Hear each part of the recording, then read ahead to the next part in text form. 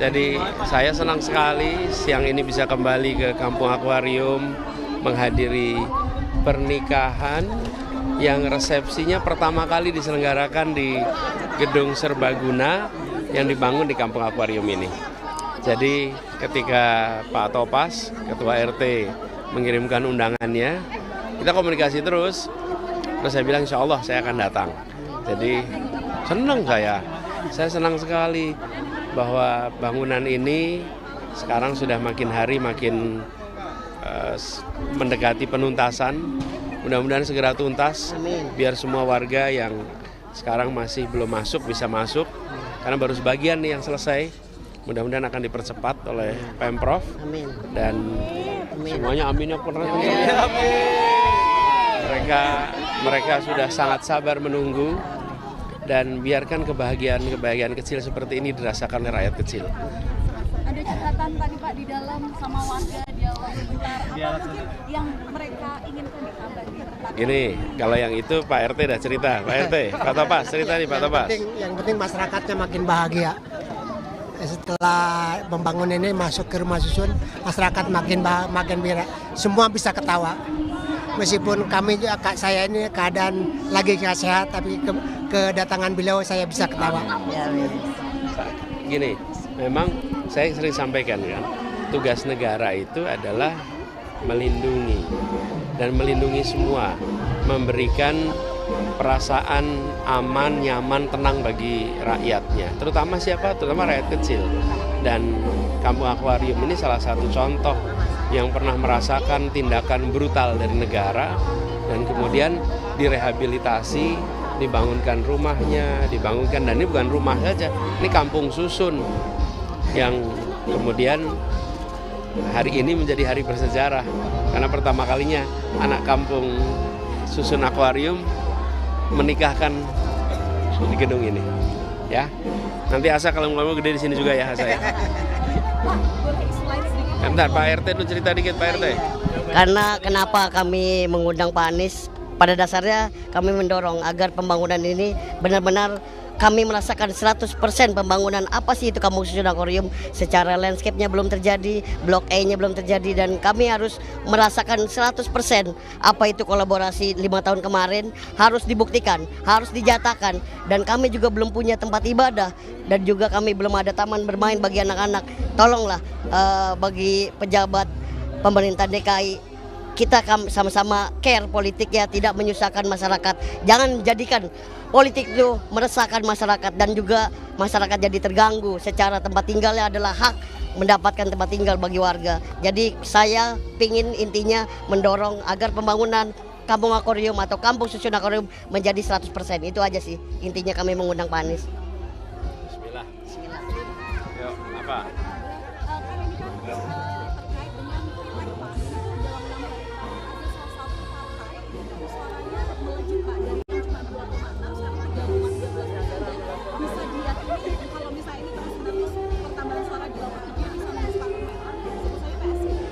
Ya, gini, ini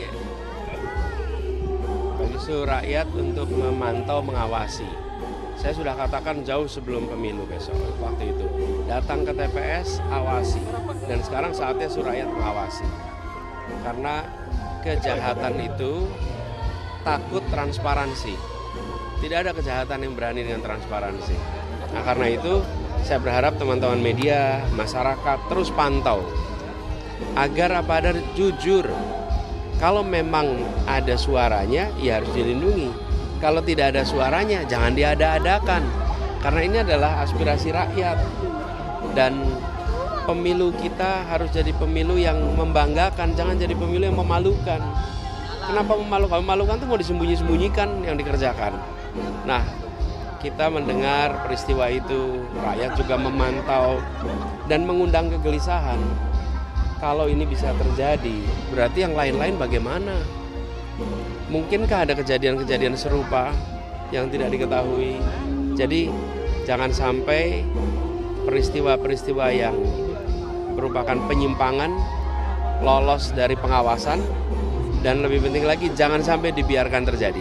Pengawasan ketat berarti Pak ini bagi Bawaslu, karena kan ini oke masyarakat sudah mengupload C1 planonya gitu Pak, bahwa ketidaksesuaian suara ada di situ, tapi kan ini problemnya ada di masalah sirekapnya, sistemnya. Jangan sampai ini nanti membuat cacat pemilunya. Kalau pemilunya cacat, yang cacat semua. Nila setitik, rusak susu sebelanga. Begitu terjadi peristiwa yang seperti ini, maka itu akan bisa merusak semua. Kalau merusak semua, kepercayaan rakyat bisa hilang. Hilang terhadap proses pemilu kemarin. Dan pemerintah harus ikut bertanggung jawab. Walaupun ketuanya adalah anak presiden, tapi bukan berarti kemudian segala hal bisa dilakukan terhadap partai yang dipimpin oleh anak presiden. Malah lebih ketat lagi pengawasannya supaya tidak ada jajaran di bawah yang kemudian melakukan kegiatan-kegiatan walaupun tanpa diperintah. Tapi inisiatif-inisiatif bisa terjadi itu. Jangan sampai ada politik sayang anak untuk yang kedua kali. Pak Anies, ini kemarin Pak Sudirman Said mengatakan bahwa ada kemungkinan koalisi pemerintahan ke depan ini hanya terdapat 1 sampai 2 partai oposisi saja. Pak Anies melihatnya bagaimana? Bismillah, insya Allah yang tiga partai ini, Partai Perubahan itu solid akan mengusung hak angket. Itu dulu mulainya di situ.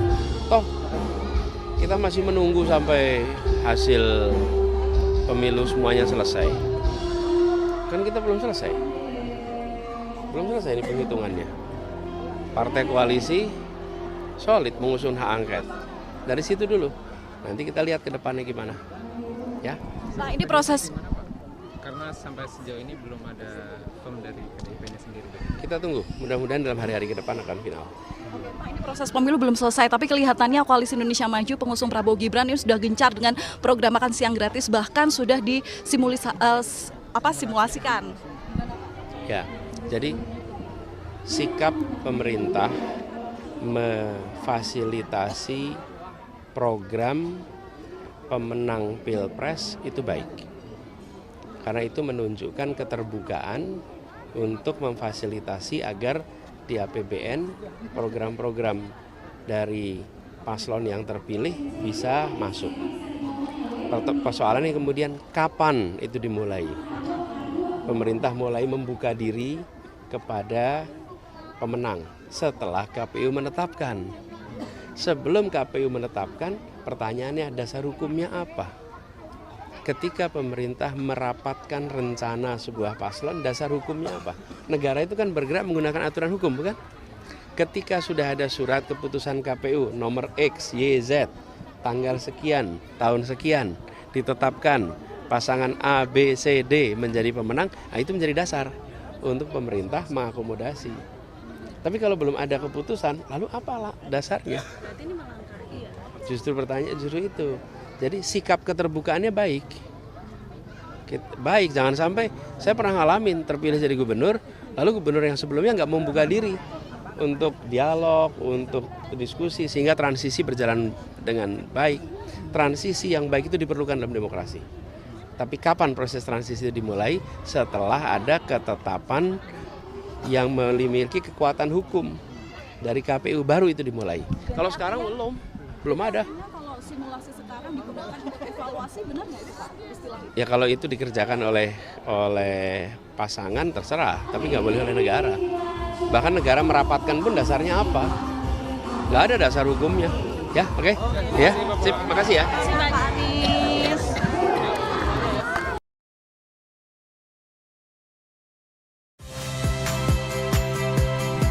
Saya Liviana Cerlisa. Saksikan program-program Kompas TV di siaran digital, pay TV, dan media streaming lainnya. Kompas TV, independen, terpercaya.